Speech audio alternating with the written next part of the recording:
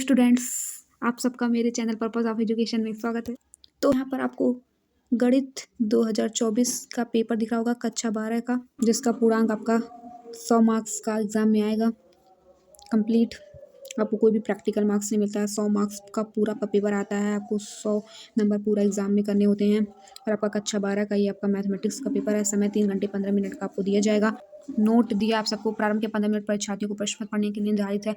ये बोर्ड का पेपर आपका Hindi and English both version में दिया रहता है, तो मैं आप सबको दोनों वर्जन में पढ़ाऊंगी, ताकि अगर आप हिंदी मीडियम से हो और इंग्लिश मीडियम से हो तो किसी को भी कोई प्रॉब्लम ना हो, चाहे वो हिंदी मीडियम का हो चाहे वो इंग्लिश मीडियम का हो। तो first 15 minutes are allotted for the candidates to read the question paper. निर्देश दिया आपको इंस्ट्रक्शंस, जैसे इस प्रश्न पत्र में कुल 9 प्रश्न है। There are in all 9 questions in this question paper. सभी प्रश्न अनिवार्य है और क्वेश्चन आर कंपल्सरी। प्रत्येक प्रश्न के प्रारंभ में स्पष्ट लिख दिया गया है कि उसके कितने खंड हल करने हैं। In the beginning of each question, the number of parts to be attempted are clearly mentioned. प्रश्नों के अंक उनके सम्मुख अंकित है। Marks allotted to the questions are indicated against them. पांचवा दिया है, प्रथम प्रश्न से आरंभ कीजिए और अंत तक करते जाइए। Start solving from the first question and proceed to solve till the last ones. जो प्रश्न आता हो उस पर समय नष्ट मत कीजिए। Do not waste your time over a question which you cannot solve. तो ये इंस्ट्रक्शंस जो निर्देश आपको दिए जाते हैं 6, वो आपको सब पढ़ना है कि इसमें कितने प्रश्न हैं, कितने खंड हल करने हैं। सबके सामने उनके अंक दिए हैं। आप लोगों के पास बिल्कुल भी टाइम नहीं है। 3 मार्च को आपका गणित का पेपर है, यूपी बोर्ड कक्षा 12 का। तो आपके पास बिल्कुल भी टाइम नहीं है। 2024 में आया हुआ ये मैथ का पेपर है, तो आपको ध्यान से इस मॉडल पेपर को समझना है। और इसमें से बहुत से ऐसे क्वेश्चंस जो हैं आपके इस साल भी दोहरा सकता है, पेपर में आ सकता है एग्जाम में। आप कक्षा 12 में हो, आपने गणित लिया है, तो आपको गणित के पेपर वाले दिन एकदम अलर्ट रहना है, क्योंकि गणित में आपका बहुत सारे क्वेश्चन आएंगे। 1 नंबर वाले, 2 नंबर वाले, 5 नंबर, 8 नंबर, बहुत सारे रहेंगे। 1 नंबर वाला ही आपका 10 क्वेश्चन आ जाता है, जिसको कभी कभार स्टार्टिंग में सॉल्व करते करते 1-1.5 घंटा वैसे ही बीत जाता है। तो नेक्स्ट का बड़ा बड़ा क्वेश्चन रह जाता है। इस वजह से मेरा मानना है कि अगर आप पहले क्वेश्चन को पढ़ लो, अगर आपको आ रहा है, शुरू से ही आ रहा है, तो उससे ही आप सॉल्व करना स्टार्ट कर दो। बट अगर आपका 1 नंबर वाला कुछ डाउट हो रहा है, नहीं आ रहा है, तो उसको छोड़ो। पहले आप 5 नंबर 8 नंबर वाला पहले उसको करो, क्योंकि 1 नंबर वाला टाइम ज़्यादा ले लेगा। बड़ा वाला आप नहीं कर पाओगे तो आपका मार्क्स वैसे भी कम हो जाएगा। इसलिए 5 नंबर 8 नंबर वाला अगर आपको आ रहा है तो पहले उसी को कर डालो। और मैथ में बिल्कुल भी आपको टाइम वेस्ट नहीं करना। 3 घंटा 15 मिनट जो आपको ये टाइम मिला है, बिल्कुल भी एक्स्ट्रा टाइम आपको नहीं दिया गया है। इस क्वेश्चन पेपर के ही हिसाब से अगर आप पहले क्वेश्चन से सॉल्व करना स्टार्ट करते हो, तो till then last question 3 hour 15 minute का ही टाइम उसमें लगेगा। लोग सॉल्व करके जो बनाते हैं पेपर, वो देख चुके होते हैं, तो आपको एक्स्ट्रा टाइम बिल्कुल नहीं दिया जाता है। आपको शुरू से अगर आप सॉल्व करना स्टार्ट करोगे, टाइम आपका स्टार्ट होता है, तब तक 3 घंटे 15 मिनट तक आपको बिल्कुल भी फुर्सत नहीं मिलेगा। तो आपको बिल्कुल भी रेस्ट नहीं लेना है और अपना क्वेश्चन सॉल्व करते जाना है। क्लास 12th में आपका मैथमेटिक्स का पेपर बहुत लेंदी होता है और आपको एकदम कंसंट्रेट होके एकदम माइंड को एकदम कंसंट्रेशन लेवल पे रखना है। कब आपका टाइम खत्म हो जाएगा आपको बिल्कुल पता नहीं चलेगा। इसलिए आपको घड़ी भी घंटे में, आधा घंटे में देखना चाहिए।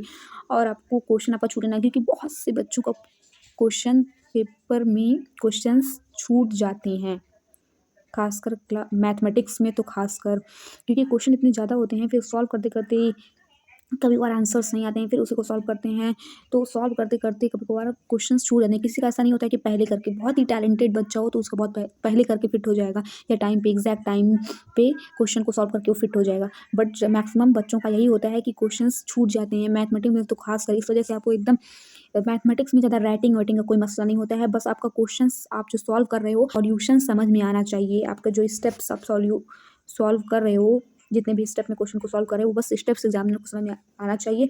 आपका राइटिंग नहीं मायने रखता, आपका सॉल्यूशन मायने रखता है मैथ के पेपर में। तो आपको नंबर मिल जाएंगे, इसलिए राइटिंग पर ध्यान नहीं देना, बस आपको सॉल्यूशन पे ध्यान देना। बस डिजिट्स अच्छे से लिखने हैं, वो स्पीड बहुत अच्छी होनी चाहिए और सॉल्व। तो आपको इससे लिखा जाता है मॉडल पेपर, आपको टाइमर लगा के घर पे सॉल्व करके देख लेना चाहिए। इससे ये पता चलता है कि कितने टाइम में आप क्वेश्चन को सॉल्व कर पा रहे हो। इस मॉडल पेपर को ध्यान से समझना है, ताकि अगर आप बुक से सभी चैप्टर्स के सभी क्वेश्चंस पढ़े हो, बट कोई क्वेश्चन इनमें ऐसा आ रहा है जो आपको ना आ रहा हो सॉल्व करने, तो आपको ध्यान से पढ़ना है, ताकि इसमें का भी आप सब क्वेश्चन सॉल्व कर सको। अगर पेपर में आए तो आपका छूटे ना। तो आप चलिए फटाफट विदाउट टाइम वेस्ट किए जल्दी से क्वेश्चन पे आते हैं। निम्नलिखित सभी खंडों को हल कीजिए, सही विकल्प चुनकर अपनी उत्तर पुस्तिका में लिखिए। जैसे दिया है, शून्य परिमेय संख्याओं के समुच्चय Q स्टार पर एक संबंध R निम्न प्रकार परिभाषित है। A रिलेशन B यदि A बराबर 1/B तब क्यू स्टार पर यह संबंध आर पहला समतुल्य है किंतु सम्मित और संक्रामक नहीं है, दूसरा सम्मित है किंतु स्वतुल्य और संक्रामक नहीं है, तीसरा संक्रामक है किंतु स्वतुल्य और सम्मित नहीं है, चौथा स्वतुल्य और संक्रामक है किंतु सम्मित नहीं है। तो बताना है। तो वही मैंने बोला ना कि मैं Hindi and English both version पढ़ाऊंगी। तो वही क्वेश्चन आपका पहला दिया है, attempt all the parts of the following, उसमें select the correct alternative of each part and write in your answer book. तो जितने भी पार्ट पहला क्वेश्चन है उसके 5 पार्ट दिए हुए हैं, पांचों पार्ट का आपका करेक्ट अल्टरनेटिव जो है उसको आपको अपने आंसर बुक में लिखना है। जैसे पहला दिया a relation R is defined on the set Q, आपका एक क्यू सेट समुच्चय दिया हुआ है, नॉन जीरो रेशनल नंबर मतलब ऐसो ने परिमेय संख्या दी हुई है, उनमें रिलेशन जो दिया है if A is equal to 1/b मतलब ए बी का इनवर्स है, ए स्टार मतलब आपका जो नॉन जीरो रेशनल नंबर का जो क्यू स्टार सेट है उसके अंदर ए और बी जो है उनका रिलेशन इस प्रकार है कि ए बी का इनवर्स है। तो वो क्या होगा, 3 टाइप का होता है, पहले ये बताना चाहिए। जो आपका संबंध है वो 3 प्रकार का होता है, रिफ्लेक्सिव, सिमेट्रिक एंड ट्रांजिटिव। जैसे कि आपका फर्स्ट पेज में दिया है स्वतुल्य, सम्मित और संक्रामक। स्वतुल्य मतलब रिफ्लेक्सिव और समतुल्य मतलब सिमेट्रिक और संक्रामक मतलब ट्रांजिटिव। तो आपका रिफ्लेक्सिव, सिमेट्रिक एंड ट्रांजिटिव कोई रिलेशन हो सकता है। तो इसमें पूछना है कि आपका रिलेशन क्या है। तो पहला, दूसरा, तीसरा, 4 आपका ऑप्शन दिया है। तो पहले रिफ्लेक्सिव चेक करेंगे। तो रिफ्लेक्सिव में ये होता है कि ए रिलेशन ए मतलब ए का खुद से रिलेशन होता है। जैसे कि ए मतलब जैसे ए बराबर 1/b दिया तो ए बराबर 1/a ही हो। इसका मतलब ए रिलेशन ए का मतलब क्या हो, ए का ए से संबंध हो, और यहाँ ए बराबर 1/b दिया था तो ए बराबर 1/a। रिफ्लेक्सिव का मतलब यही होगा, ए बराबर 1/a। और ये तब कब पॉसिबल होगा, जब ए का जो मान है 1 हो या -1 हो। ए का मान 1 हो या -1 हो, तब ए 1/a के बराबर होगा।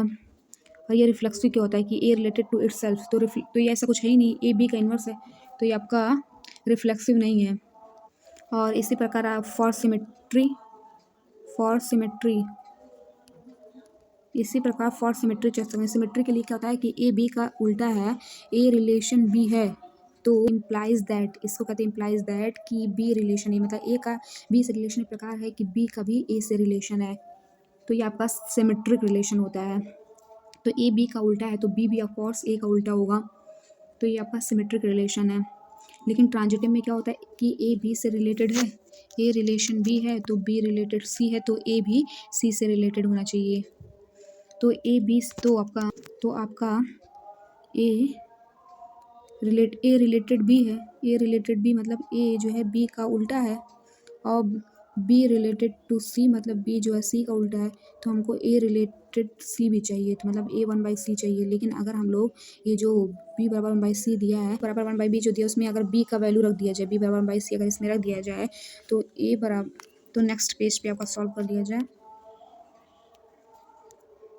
तो जैसे आपका ए बराबर 1/b था एंड बी बराबर 1/c था, तो यही बी बराबर 1/c इसमें अगर पुट कर दिया जाए तो पता है क्या होगा। तो बी बराबर 1/c था, तो अगर उसको उल्टा करेंगे तो सी, तो ए आपका सी के बराबर चाहिए, जो कि आपका ए बराबर सी आ गया। और जो कि आपका होना चाहिए ए सी का उल्टा होना चाहिए कि ए रिलेटेड बी था, ए बी से कैसा रिलेशन था, ए बी का इन्वर्स था तो बी सी से रिलेटेड था, बी सी का इन्वर्स था, तो ए सी से इस प्रकार रिलेटेड होना चाहिए कि ए सी का इन्वर्स हो। बट ऐसा नहीं है, ए आपका सी के बराबर आ रहा है, तो ये आपका ट्रांजिटिव रिलेशन भी नहीं है। सेकंड वाला ऑप्शन सही कि सिमेट्रिक है but not reflexive and transitive. Same वही आपका हिंदी में भी कि ये आपका सम्मित है किंतु स्वतुल्य और संक्रामक नहीं है, मतलब रिफ्लेक्सिव ट्रांजिटिव नहीं है। और जैसे कि आपसे पूछा, मान लीजिए कि ए बराबर 1 2 3, आपका एक सेट है, एक समुच्चय दिया है, और बी भी आपका दिया 4 5 6 7, तथा एफ आपका एक फंक्शन दिया है 1 4 2 5 3 7, ए से बी तक एक फलन है, तब एफ मतलब ये आपका एक फंक्शन है। तो आपका जो फंक्शन कौन सा फंक्शन है, एकाकी है कि आच्छादित है कि एकाकी नहीं है, इनमें से कोई नहीं। एकाकी मतलब 1 1 और आच्छादित मतलब ऑन टू, मतलब कि ये 1 1 फंक्शन है या ऑन टू फंक्शन है। वही सेम यहाँ दिया कि suppose that A is equal to इतना दिया है, बी इज इक्वल टू इतना दिया, आपका फंक्शन दिया है। तो बताना है कि जो फंक्शन है वो आपका क्या 1 1 है, ऑन टू है, नॉट 1 1, नॉन ऑफ दिस।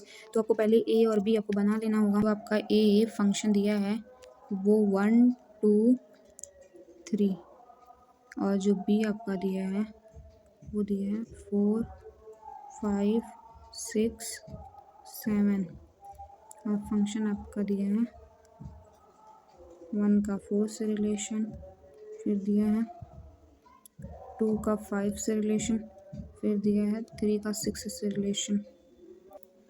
तो एक सेट आपका ए, इसको नाम दे देना है, इसको बी नाम दे देना, और ए से बी तक आपका एक फंक्शन है एफ। तो और ए में जो एलिमेंट हैं, जो तत्व बिलोंग कर रहे हैं, 1 2 3, और इसमें 4 5 6 7, तो ए का 4 से, 2 का 5 से, 3 का 6 से रिलेशन दिया है। तो जानना है कि फंक्शन क्या है। फंक्शन हमारा 4 तरह का होता है। एक वन वन फंक्शन होता है, एक जिसको इंजेक्टिव कहते हैं, दूसरा मेनी वन फंक्शन होता है, तीसरा ऑन टू जिसको सर्जेक्टिव कहते हैं, और एक आपका बाइजेक्टिव होता है जो वन वन और ऑन टू दोनों होता है। तो ये आपका ऑन टू तो बिल्कुल नहीं है। ऑन टू में ये होता है कि आपका रेंज जो होता है वो कोडोमेन के बराबर होता है। आपका जो ऑन टू में रेंज होता है वो कोडोमेन के बराबर होता है। आपका डोमेन होता है, इसको डोमेन बोला जाता है, और ये आपका कोडोमेन होता है। ये आपका डोमेन, ये आपका कोडोमेन होता है। कलर चेंज कर दिया जाए, तो आपका डोमेन ही आपका कोडोमेन होता है। लेकिन जिसका इमेज बनता है, जैसे ये इसका, इन तीनों का इमेज बन रहा है, तो ये आपका 4 5 6 ये आपका रेंज हो गया, और 7 का इमेज नहीं बन रहा है, तो 4 5 6 7 ये पूरा कोडोमेन हो गया। मतलब इसके सेट बी के अंदर जितने एलिमेंट बिलोंग करते हैं वो आपका कोडोमेन होते हैं, जिनका इमेज बनता है वो आपका रेंज होते हैं। तो रेंज अगर कोडोमेन के बराबर है, मतलब जितने एलिमेंट बिलोंग कर रहे हैं पूरे का इमेज बन रहा है, तो वो आपका ऑन टू फंक्शन होता है। तो ये ऑन टू तो है नहीं, क्योंकि पूरे का इमेज नहीं बन रहा है। लेकिन ये वन वन फंक्शन होता है कि प्रत्येक का एक यूनिक इमेज बन रहा है। मतलब 1 का 4, 2 का 5, 3 का 6, तो सबका एक यूनिक इमेज बन रहा है ना। तो ये आपका वन वन फंक्शन है, वन वन फंक्शन है। तो आपका ये पहला ऑप्शन सही है, जैसे यहाँ पे दूसरा सही था, और ऐसे ही आपको यहाँ पे भी एक है कि ये वाला सही है आपका। गया पूछा, यदि मॉड ऑफ वेक्टर ए बराबर कड़ी में 3, मॉड ऑफ वेक्टर बी बराबर 2, और vector A dot vector B बराबर कड़ी में 6, तो सदिशों ए और बी के बीच का कोड है। तो ये वही क्वेश्चन यहाँ पे भी दिया है आपका कि if mod of vector A is equal to √3, mod of vector B is equal to 2, and vector A dot vector B बराबर √c, then the angle between the vector C and B, vector A and vector B के बीच का angle होता है। तो आपका formula होता है, एक फार्मूला होता है दो वेक्टर्स के स्केलर प्रोडक्ट यानी डॉट प्रोडक्ट का एक फार्मूला होता है। Vector A dot vector B is equal to the mod of vector A mod of vector B into cos theta होता है, और आपको एंगल निकालना है। तो कॉस थीटा बराबर हो जाएगा vector A dot vector B mod of vector A mod of vector B, ये हो जाएगा आपका। और vector A dot vector B बराबर √6 दिया है, तो आपका mod vector A dot vector B बराबर √6 दिया है, और आपका मॉड ऑफ वेक्टर ए √3 दिया, मॉड ऑफ वेक्टर बी 2 दिया है, तो √3 और 2, तो ये आपका √3 दिया, मॉड ऑफ वेक्टर ए का मान वैल्यू √3 और इसका मान दिया है 2, तो √3 से √6 को कैंसिल करेंगे, तो 3 1 जा 3, 3 2 जा 6 हो जाएगा, √2/2 होगा। तो नेक्स्ट पेज पे आते हैं। कॉस थीटा √2/2 था, तो अगर √2 से ऊपर नीचे मल्टीप्लाई कर दिया जाए आपका, तो रूट हट जाएगा, और ये 2√2 हो जाएगा, 2 से 2 कैंसिल हो जाएगा, बचेगा 1/√2। और 1/2 कितने का मान होता है, कॉस 45 का मान होता है। Theta is equal to cos 45, 45 को क्या लिखते हैं π/4, पाई 180 होता है, 180/4, तो 45 ही तो आएगा, कॉस 45 का मान होता है, तो कॉस से कॉस कट जाएगा, जो आपका थीटा आएगा वो आपका π/4 आ जाएगा, यानी 45 डिग्री आंसर। तो सेम यही प्रोसेस से आप हिंदी में भी सॉल्व कर सकते हो। बीच का कोड निकालना था, तो आपका सूत्र यही होता है, vector A dot vector B बराबर mod of vector A mod of vector B into cos theta. तो ऐसे आप मान रख के आपको हल कर देना है। तो आपका दूसरा आपका सही है। घैप से पूछा है integral of sine square x D X का मान है। इंटीग्रल, ये साइन ऑफ इंटीग्रल होता है, मतलब इसको समाकलन कहते हैं। Sine square x D x, X के ऊपर में साइन स्क्वायर एक्स का समाकलन करना है, तो मान पूछा है आपसे। सेम वही, the value of integral of sine square x D x is दिया है। इंटीग्रल आपका दिया है sine square x D x, यही आपका दिया है। तो अगर आपका कोई वेरिएबल वाला फंक्शन होता, इसका नेक्स्ट पेज, जैसे आपका कोई वेरिएबल एक्स वाई जो भी वेरिएबल अगर आपका कोई होता, उसकी पावर में कुछ दिया रहता है और उसका एक्स में इंटीग्रेशन करना रहता, तो आप लोग जानते हो एक्स की पावर एन का इंटीग्रल का जो फार्मूला होता है, एक्स की पावर n+1/n+1 ये होता है। तो उसी प्रकार ऐसे ही कोई 5 6 एक्स की पावर 5 है, 6 है, तो उसका 5+1/5+1 हो जाता है, मतलब एक्स की पावर 6/6। लेकिन यहाँ पे आपका वेरिएबल नहीं है।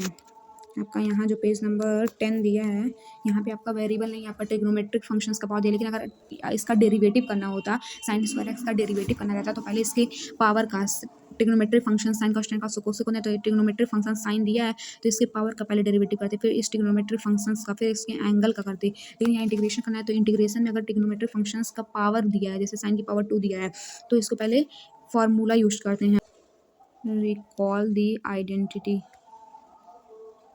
तो रिकॉल दी आइडेंटिटी मतलब आइडेंटिटी, इसको पहले हम लोग चेंज करेंगे, पावर को चेंज करेंगे, पावर हटाएंगे तो साइन स्क्वायर एक्स का फार्मूला होता है, तो जगह साइन स्क्वायर एक्स बराबर 1 minus cos 2x/2।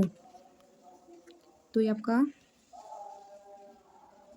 Sine square x बराबर 1 माइनस आपका साइन स्क्वायर एक्स बराबर 1 माइनस कॉस 2x/2 साइन, इसको इस फॉर्म में चेंज कर देंगे तो फाइनल जो आपका sine square x D x integration था, ये आपका 1 minus cos 2x/2 dx integrate, आपका 1/2 को कॉमन ले लेंगे, इंटीग्रेट कर देंगे 1 minus cos 2x dx।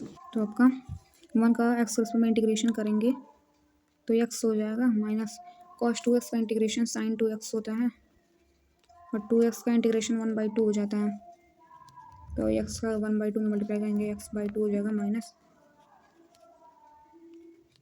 Sign 2x बटे 2 का 2 में मल्टीप्लाई करेंगे 4 हो जाएगा, का integration x/2 minus sign 2x बटे 4 साइन 2x/4, ये वाला ऑप्शन पर सही हो जाएगा। इस नेक्स्ट आपसे अंगा वाला पूछा है, अवकल समीकरण जो आपका ये दिया है इसकी कोटि पूछा है, तो यही है जो आपका अवकल समीकरण यानी आपका जो ये डिफरेंशियल इक्वेशन दिया है इसका ऑर्डर पूछा है, कोटि मतलब कौन सा इसका ऑर्डर है, तो जो हाईएस्ट ऑर्डर डेरिवेटिव होता है तो इसमें हाईएस्ट ऑर्डर डेरिवेटिव आपका 3 है, तो आपका जो कोटि हो जाएगा वो आपका 3 हो जाएगा ऑर्डर। तो आपके नेक्स्ट पेज पे आते हैं, तो आपका पहला पार्ट जो है समाप्त हो चुका है, फर्स्ट पार्ट जिसमें 5 पार्ट थे, ईच क्वेश्चन आपका 1 मार्क का था। आपका सेकंड पार्ट आ चुका है, उसमें भी आपके ये 5 पार्ट हैं और ईच पार्ट आपका 1 मार्क का दिया है। कॉट इनवर्स -1/√3 का मुख्य मान ज्ञात कीजिए, यानी इसका principal value. Do all the parts of the following, सभी पार्ट्स करने हैं, ईच पार्ट आपका 1 मार्क का है, तो इसका प्रिंसिपल वैल्यू निकालनी है। तो सॉल्यूशन पे आते हैं आपके, तो आपका जो ये फंक्शन दिया था, आपका ये फंक्शन दिया था कॉट इनवर्स -1/√3, इसका प्रिंसिपल वैल्यू निकालना है, तो हम लोग let y is equal to मान लिए कॉट इनवर्स -1/√3, तो कॉट इनवर्स को इस साइड जब लाएंगे तो आपका कॉट y हो जाएगा और ये -1/√3 ये हो जाएगा। आप तो ये माइनस ऐसे रहने देते हैं, और ये कॉट कितनी की वैल्यू होती है, तो कॉट π/3 यानी कॉट 60 डिग्री की वैल्यू होती है 1/√3, तो cot y is equal to इतना आ गया। तो ये माइनस कॉट थीटा है, तो कॉट थीटा सेकंड क्वाड्रेंट में निगेटिव होता है ना, जैसे कि आपका ये क्वाड्रेंट होता है, ये फर्स्ट क्वाड्रेंट, ये सेकंड क्वाड्रेंट, ये थर्ड क्वाड्रेंट और फोर्थ क्वाड्रेंट, तो ये आपका 4 क्वाड्रेंट होते हैं। आपका एंगल यहाँ आपका 0 होता है, कोण आपका एंगल यहाँ पाई होता है, यहाँ आपका 270 होता है, यहाँ आपका 360 होता है एंगल। तो आपका माइनस कॉट थीटा, तो कॉट आपका सेकंड क्वाड्रेंट में निगेटिव होता है, थर्ड क्वाड जैसे कि आपका फर्स्ट क्वाड्रेंट है, यहाँ पे ऑल ट्रिग्नोमेट्रिक फंक्शंस जितने भी sine cos tan cos cosec होते हैं सब पॉजिटिव होते हैं। सेकंड क्वाड्रेंट में आपका ASTC आपका ये फॉर्मूला होता है, ASTC मतलब यहाँ पे ऑल पॉजिटिव होते हैं, यहाँ पे साइन और कोसेक सेकंड क्वाड्रेंट में, थर्ड क्वाड्रेंट में टेन और कॉट, फोर्थ क्वाड्रेंट में आपका कॉस और सेक पॉजिटिव होते हैं। तो कॉट आपका निगेटिव दिया है ना, माइनस कॉट π/3 आपका दिया है, तो ये आपका निगेटिव है, तो कॉट आपका सेकंड क्वाड्रेंट में निगेटिव होता है। तो आपका जो माइनस ऐसे दिया था माइनस कॉट π/3, उसको हम लोग ऐसे लिख सकते हैं, cot pi minus π/3 180 minus theta, quadrant में आपका 180 माइनस थीटा होता है। 180 पे क्या होगा कि आपका मतलब कि आपका इस फंक्शन को ऐसे लिखना है कि इसकी वैल्यू में चेंज ना है, तो इसको हम लोग इस तरीके से भी लिख सकते हैं, जैसे ये लिखे हैं ऐसे, इसको दोनों तरीके से भी हम लोग लिख सकते हैं, ऐसे भी ऐसे भी, इसमें कोई इफेक्ट नहीं पड़ा, क्योंकि पाई पे कॉट फंक्शन चेंज नहीं होता है, तो कॉट का कॉट ही रहेगा। तो इसको जब कॉट पाई माइनस π/3 को माइनस कॉट π/3 लिख सकते हैं।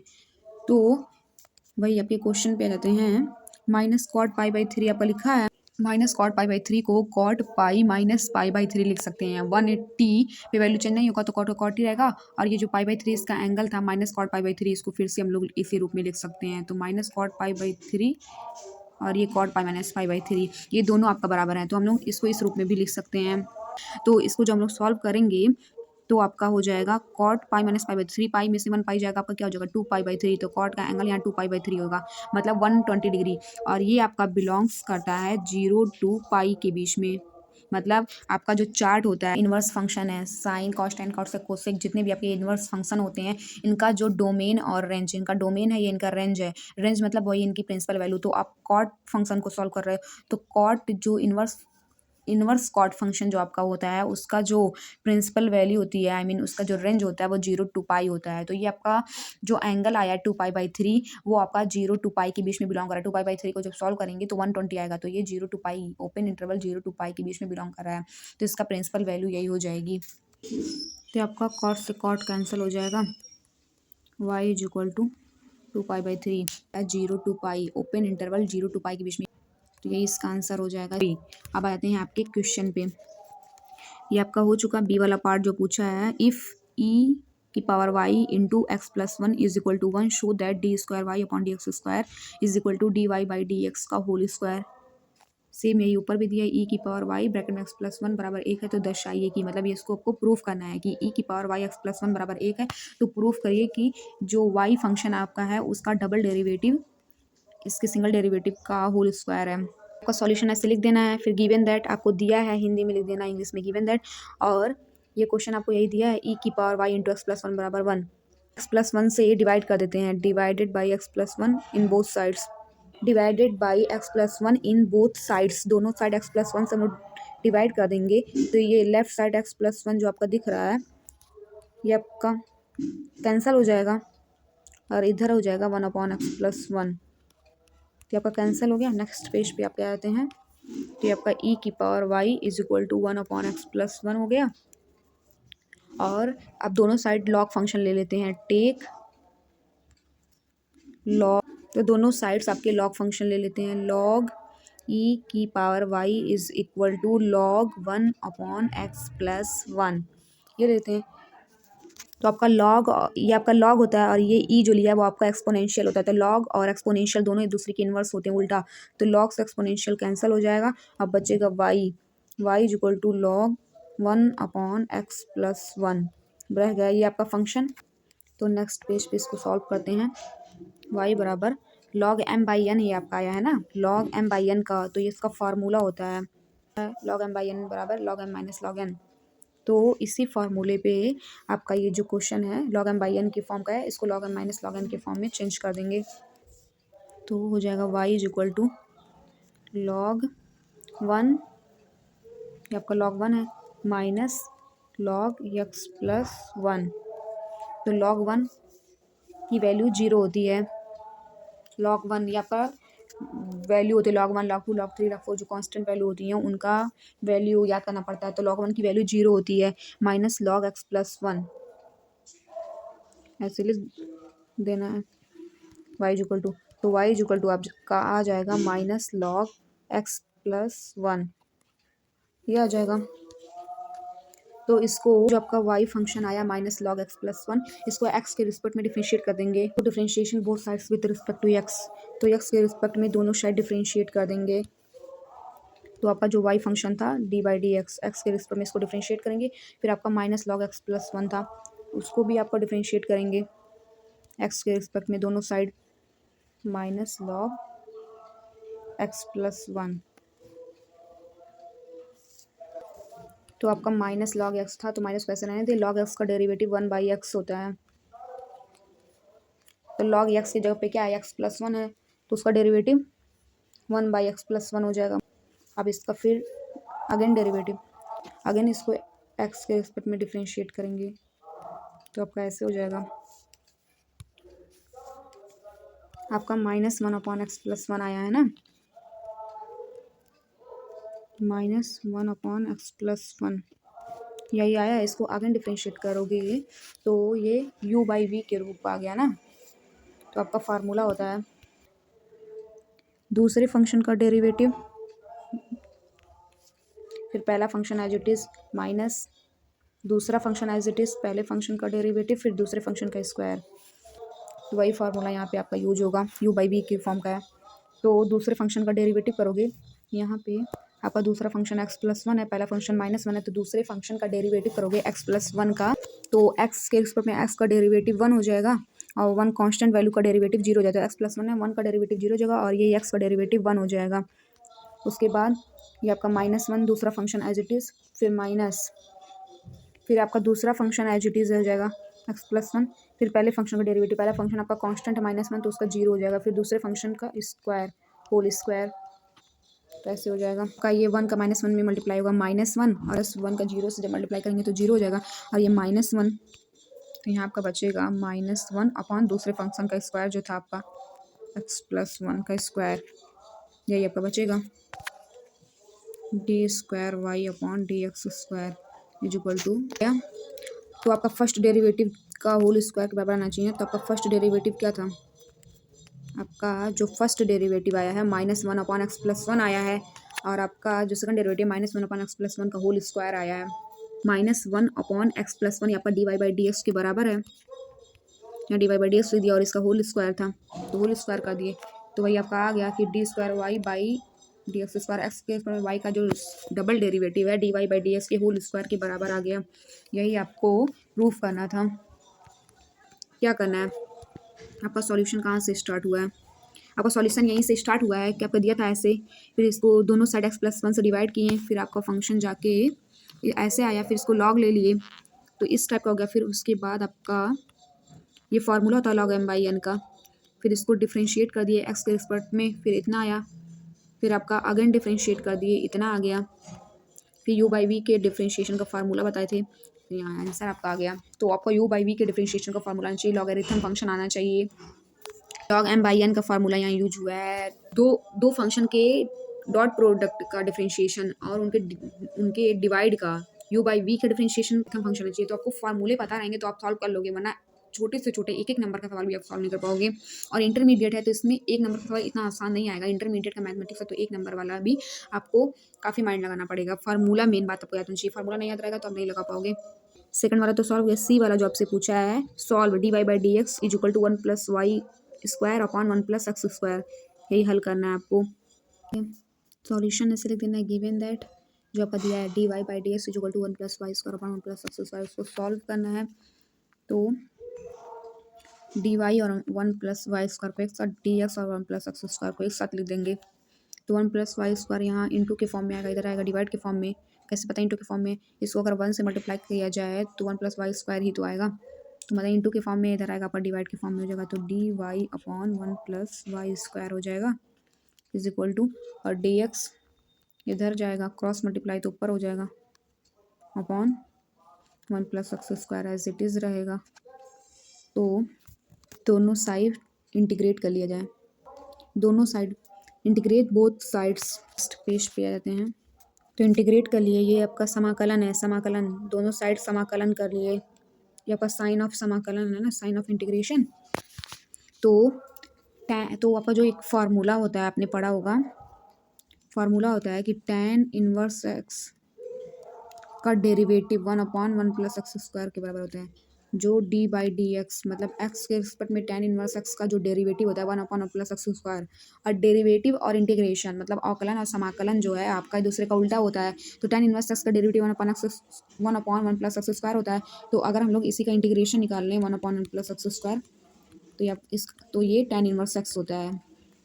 यहाँ कुछ नहीं लिखा मतलब 1 लिखा है, यहाँ पे भी कुछ नहीं लिखा मतलब 1 लिखा है, तो 1 अपॉन 1 + y² का y के रिस्पेक्ट में इंटीग्रेट करेंगे तो tan इनवर्स y हो जाएगा, का इंटीग्रेशन का फार्मूला होता है। ऐसे 1 अपॉन 1 + x² का x के रिस्पेक्ट में इंटीग्रेट करेंगे तो tan इनवर्स x हो जाएगा। अब इसको इधर ले आएंगे तो tan inverse y minus tan inverse x हो जाएगा, प्लस सी, एक कांस्टेंट वैल्यू भी एग्जिस्ट करेगी, तो plus C is equal to 0 हो जाएगा आपका। तो आपका एक फार्मूला होता है tan inverse y minus tan inverse x का, आपके नेक्स्ट पेज पे आते हैं, आपका एक फार्मूला होता है, एक सूत्र होता है आपका tan इनवर्स जो एंगल है दोनों के y और x, तो ये सब्ट्रैक्ट कर लेते हैं, tan inverse y minus x upon में 1 + x × y, ये फार्मूला होता है। तो वही जो आपका यहाँ पे दिया है tan inverse y minus tan inverse x, इसको फार्मूले पे तोड़ लिया जाए तो tan inverse y minus tan inverse x था, तो उसका फार्मूला हो जाएगा tan inverse y minus X upon 1 plus X into Y. तो आपका जो ये 30 नंबर पेज में दिया था tan inverse y minus tan inverse x minus is equal to zero, तो tan inverse y minus tan inverse x का formula apply कर दिए तो ये हो गया, और माइनस से उस साइड राइट साइड गया तो प्लस सी हो गया आपका। तो अब y minus X upon 1 plus X into Y, left side tan inverse को इस साइड करेंगे तो tan सी हो जाएगा। तो आपका y minus X is equal to हो जाएगा tan C into 1 plus X into Y, cross multiply कर लेंगे y minus X is equal to tan C into 1 plus X into Y.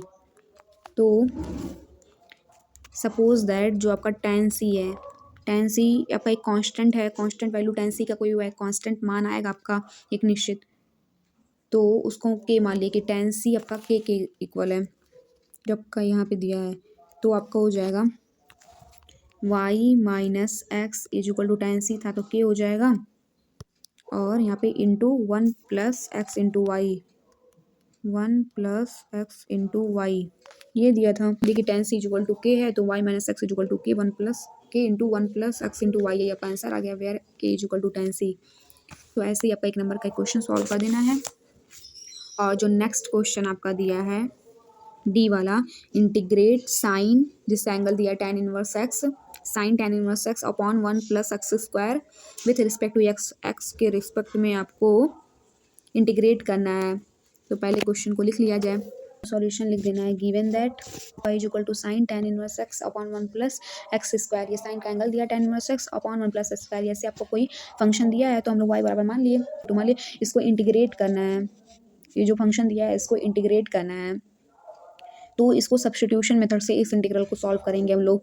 मतलब कि स्टेप फर्स्ट, पहला स्टेप जो हमारा होगा उसमें हम लोग जो इसका एंगल दिया है साइन का tan इनवर्स एक्स, उसको u इज इक्वल टू मान लें, u is equal to tan inverse x मान लेंगे। तो tan इनवर्स एक्स का डेरिवेटिव होता है 1 अपॉन 1 प्लस एक्स स्क्वायर, तो ये आपका डेरिवेटिव हो गया। tan inverse x is equal to u मान लिए हम, तो u और 1 अपॉन 1 प्लस एक्स स्क्वायर आया, u is equal to tan inverse x मान लिए थे, तो tan इनवर्स एक्स की जगह पे हम लोग u पुट कर देंगे, और इसका जब डेरिवेटिव निकाले तो 1 अपॉन 1 प्लस एक्स स्क्वायर, तो du जो आ गया 1 upon 1 plus x square, upon 1 plus x square du के बराबर है, तो यहाँ आपका du हो जाएगा। तो साइन u du हो जाएगा, इसको इंटीग्रेट कर दें u के रिस्पेक्ट में, साइन u को हम लोग जब इंटीग्रेट करेंगे तो साइन u का इंटीग्रेशन क्या होता है, एस कॉस u होता है, ये प्लस सी, ये कॉन्स्टेंट वैल्यू एग्जिस्ट करेगी, तो minus cos u, u equal to tan inverse x मान लेते तो tan इनवर्स एक्स पुट कर देंगे प्लस सी, जो इंटीग्रल आ गया वो minus cos tan inverse x plus C आया। जो आपका क्वेश्चन दिया फंक्शन मतलब दिया था sine tan inverse x upon 1 plus x square, इसको इंटीग्रेट करना था हम लोग, y इक्वल टू मान लिए थे, लेट y इक्वल टू ये फंक्शन दिया, इसको इंटीग्रेट करना था, तो हम लोग स्टेप फर्स्ट अपनाए कि u equal to tan inverse x, substitution method से उसको इंटीग्रेट कर रहे थे हम लोग, क्योंकि इसका एंगल फिर ट्रिग्नोमेट्रिक फंक्शंस दिया था तो हम लोग बहुत कॉम्प्लिकेटेड हो जा रहा था, तो इस वजह से हम लोग सब्स्टिट्यूशन मेथड से सॉल्व किए, तो u is equal to tan inverse x put कर दिए, तो इसका डेरिवेटिव निकाल लिए, तो इतना आया, तो tan इनवर्स एक्स की जगह पे u, फिर 1 अपॉन 1 प्लस एक्स स्क्वायर की जगह पे du पुट कर दिए, फिर ये माइनस कॉस u आ गया, कांस्टेंट वैल्यू एग्जिस्ट करिए तो प्लस c, तो फिर u की जगह पे y पुट कर दिए जो हम लोग माने थे, तो यही आपका इंटीग्रल आ गया।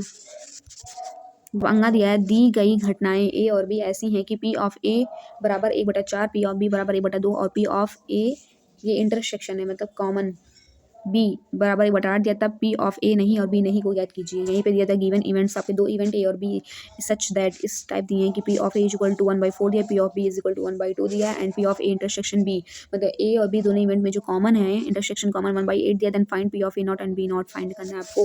तो आपके सॉल्यूशन पे आते हैं, जो दिया था आपके दो इवेंट, दो घटनाएं दी थी, P of A probability, P मतलब प्रोबेबिलिटी प्रायिकता, ए घटना होने की प्रायिकता, पी ऑफ ए इवेंट होने की प्रोबेबिलिटी 1/4 दिया था, पी ऑफ बी 1/2 दिया था, P of A intersection B मतलब इंटरसेक्शन ए और बी दोनों इवेंट में जो कॉमन है इसको इंटरसेक्शन, सिंबल ऑफ इंटरसेक्शन ही होता है, 1/8 दिया तो P of A not and B not, ये डैश लगाते हैं, नॉट ए है तो ऐसे डैश लगा दे तो A not, P of A not intersection B not, मतलब ए इवेंट और बी इवेंट दोनों में जो चीज़ नहीं है उनमें जो कॉमन है वो आपको फाइंड करना है, P of intersection, P of A not and intersection B not आपको फाइंड करना है।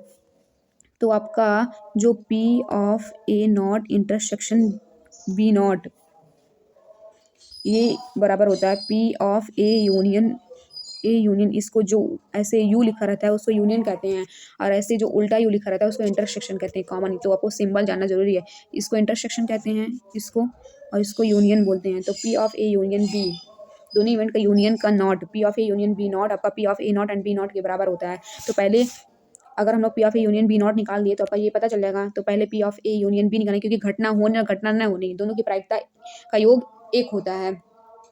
तो P of A union B निकल जाएगा, तो वन में से A P of A union B को माइनस कर देंगे तो P of A union B not निकल जाएगा, और P of A union B not P of A intersection A not intersection और बी नॉट इंटरसेक्शन के बराबर है आपका। तो P of A union B आपका निकालना है पहले।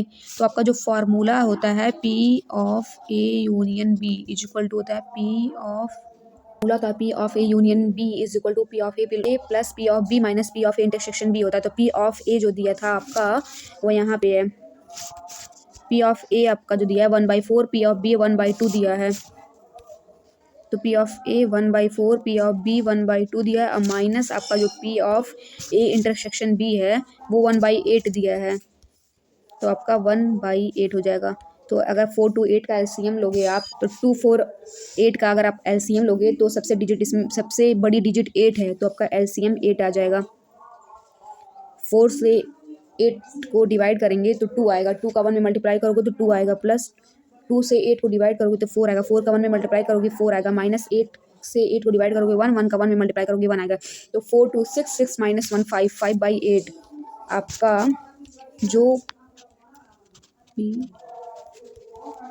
आपका जो P of A union B आया है वो आपका 5/8 आ चुका है। अब आपको एक फॉर्मूला पता होगा, 1 मतलब घटना होने या घटना ना होने की प्रायिकता दोनों का योग एक होता है। तो सिमिलरली जो P of A union B plus P of A union B not is equal to 1, ये आपका फॉर्मूला होता है घटना होने घटना ना होने दोनों की प्रोबेबिलिटी, इवेंट होने इवेंट ना होने की जो प्रोबेबिलिटी होती है दोनों का सम 1 होता है। तो P of A union B आपका निकल गया है, तो P of A union B not भी आपका निकल ही जाएगा। ऑफ ए यूनियन बी, तो आपका P of A union B जो है 5/8 आया है, तो वही 5/8 को सब्ट्रैक्ट करोगे तो क्रॉस मल्टीप्लाई 8 माइनस 5 3/8, तो P of A union B not जो आपका ये है 3/8 आया है। और आपका हम लोग को फाइंड करना था P of A not intersection B not, और ये इज इक्वल टू होता है P of A union B not, P of A union B not के इक्वल होता है। तो हमको ये फाइंड करना था, और P of A union B not आपको पता चल गया है, P of A union B not 3/8 आया है, तो 3/8 आ गया, ये आप आंसर आ गया। तो